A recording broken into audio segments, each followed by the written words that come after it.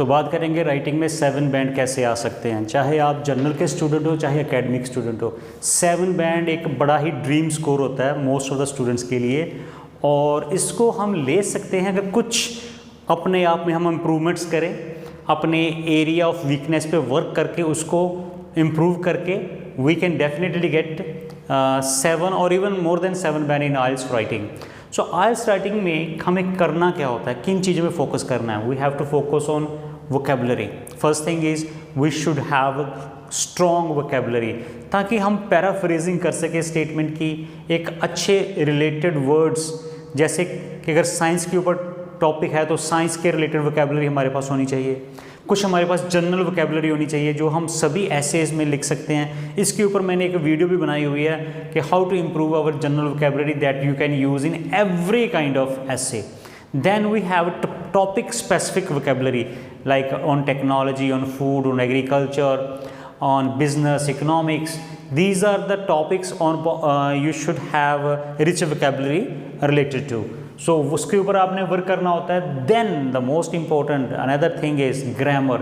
Grammar एक ऐसी aspect है जिसमें कुछ ना कुछ गलत सभी कर ही देते हैं, तो आपने वर्क करना है अपने एक्टिव पैसिव वॉइस के ऊपर। एक्टिव मीन्स सिंपली जो टेंसेज हैं उसमें आपने present tense, present indefinite, continuous, perfect, perfect continuous, past indefinite, present perfect, ये बड़े इतने काफ़ी होते हैं आपके लिए, क्योंकि यही again and again we use in our IELTS writing. Then you have to work on modals, they are very important. You should have knowledge of should, could, may, might, used to, must, has to, have to, इनका knowledge होना चाहिए। आप कोई भी grammar की book लें उसमें आपको इजीली इवन यूट्यूब पे मिल जाएंगे। Then after that simple sentences like subject, verb, object, simple sentence, इनका कॉम्बिनेशन, छोटे छोटे sentences. Then you need to learn about complex sentences, ये बहुत इंपॉर्टेंट है। कॉम्प्लेक्स सेंटेंसेस जो आपकी राइटिंग का जो टेस्ट होता है उसको अपलिफ्ट करते हैं, स्टैंडर्ड इंप्रूव हो जाता है। ठीक है, इसमें आपने लर्न करना है कि हम बिकॉज कहाँ पे लगाएंगे, since, as well as soon as, इनका इस्तेमाल कैसे करेंगे, प्रिंसिपल क्लास, सबऑर्डिनेट क्लास, इसके रिगार्डिंग ऑलरेडी मैंने वीडियोस बनाई हुई हैं, आप जस्ट सर्च कर लें और आपको ये कंटेंट मिल जाएगा। तो उसके बाद कंपाउंड सेंटेंसेस हैं, इसके ऊपर भी मैंने कंटेंट काफ़ी अपलोड किया हुआ है कि 2 सिंपल सेंटेंसेस को आप and, but, as well as लगा के कंबाइन कर सकते हैं। अच्छा जी, इसके अलावा मैं एक आपको और इन्फॉर्मेशन देना चाहता हूँ। We have started online classes. अगर आप ऑनलाइन क्लासेस लेना चाहते हैं, अगर आपको कोई अच्छा इंस्टीट्यूट आपके घर के पास नहीं मिल रहा या आपकी टाइमिंग्स काफ़ी ऑड हैं और you need a guide, you need a mentor, तो you can contact us on our online phone numbers like 7973758644। आप इस पर व्हाट्सअप कर सकते हैं, हमें मैसेज सेंड कर सकते हैं और हम डेफिनेटली आपके मैसेज को रिस्पॉन्ड करेंगे। और फर्दर डिटेल्स जो हैं, कब क्लास लेनी है, कितने टाइम की क्लास होगी, 1-to-1 क्लास होगी या ग्रुप में क्लास होगी, ये चीज़ें आपको सब क्लियर कर दी जाएंगी। दूसरा नंबर हमारा नोट कीजिए 9872620931। और जनरल ट्रेनिंग स्टूडेंट्स के लिए हम एक स्पेशल क्लास शुरू करने वाले हैं जो कि रात को 10 से 11:30 के बीच में होगी। अगर आप इस टाइम के स्लॉट में क्लास लेना चाहते हैं तो आप डेफिनेटली हमें कांटेक्ट कर सकते हैं और फर्दर डिटेल्स आप फीस के रिगार्डिंग, टाइमिंग के रिगार्डिंग हमसे ले सकते हैं। तो लेट्स कंटिन्यू।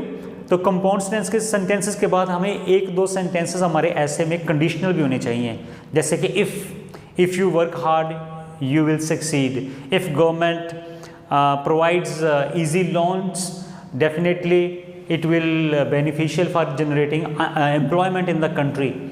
तो कंडीशनल सेंटेंसेस है। क्वेश्चन सेंटेंस बहुत ज़रूरी होता है। एक क्वेश्चन सेंटेंस आपको जरूर इंट्रोडक्शन में लिखना चाहिए। वो कैसे लिख सकते हैं? Is it possible to control environmental pollution by the government efforts only? तो इस तरह से ऐसे में आ सकता है। और उसके बाद आपने जैसे कोहेसिव डिवाइसेस होते हैं, बहुत सारे बच्चे इसका इस्तेमाल ही नहीं करते, वो सिंपल अलग अलग सेंटेंसेस लिख देते हैं। सेंटेंसेस को जोड़ना होता है आपस में, जैसे while, meanwhile, therefore, but, since, as well as, furthermore, in addition. तो इसके ऊपर भी आपको प्रैक्टिस करने की ज़रूरत है, क्योंकि इस वीडियो में जब मैं सारी डिटेल्स खोल के नहीं बता सकता, तो आप मेरे दूसरे वीडियोस देख सकते हैं या दूसरे यूट्यूबर्स के भी वीडियो देख सकते हैं कि हमने कोहेसिव डिवाइसेस को कैसे यूज़ करना है। And the last one is ideas. भाई आइडियाज़ जो होते हैं ना, ये आपकी अपनी कमाई है आज तक की। आज तक आपने जो स्कूलों में पढ़ा, अखबारों से पढ़ा, या आपने जो भी सोर्सेज हैं उनसे आज तक आपने जो भी नॉलेज लिया हुआ है, वो नॉलेज आपके ऐसे राइटिंग में काम आएगा। अगर आपके पास आइडियाज़ नहीं है तो it means that you have to work upon creating ideas. तो उसमें मैं ये आपको कह सकता हूँ कि आप जो बेसिक टॉपिक्स हैं ना, जैसे कि एनवायरमेंटल पोल्यूशन हो गया, agricultural problems, health issues, unemployment, business problems और जो इकोनॉमिक प्रॉब्लम्स हैं कंट्री की, उनके ऊपर आप स्टडी कीजिए। इन चीज़ों को आप पढ़ना शुरू कर देंगे तो आपको ये चीज़ों के बारे में पता लगेगा और आपके आइडियाज़ इम्प्रूव हो जाएंगे। क्योंकि आइडियाज़ एक समथिंग है कि वो आप किसी से ले नहीं सकते। ऐसा अगर आप एग्ज़ाम में बैठे हैं तो आप किसी से पूछेंगे नहीं थोड़ी ना कि मुझे भी आइडियाज़ दे दो कि मैंने ऐसे में क्या लिखना है। तो ये चीज़ें आपको पहले से ही पता होनी चाहिए। तो आपको इन सारे एरियाज़ पे वर्क करना है। आपको इसके अलावा जैसे कि ग्रामर में comma, full stop, sign of interrogation, punctuation marks, इनको भी सीखना है। और इसके अलावा आप फ्रेजेस और प्रोवर्ब्स का भी इस्तेमाल कर सकते हैं, बट इन लिमिट्स। एक से ज़्यादा प्रोवर्ब यूज़ ना करें। एग्जाम्पल आप रियलिस्टिक एग्जाम्पल्स दें। ऐसे में बहुत सारे बच्चे के ऐसे एग्जाम्पल दे देते हैं, वो अपने क्या कहते हैं कि टोटली फेक और इमेजिनेटिव एग्जाम्पल्स दे देते हैं। उनको अवॉइड करना। आप अपनी रियल लाइफ की एग्जाम्पल्स भी दे सकते हैं ऐसे में। So friends, over and all, I want to say that getting 7 band in IELTS writing is not very hard job.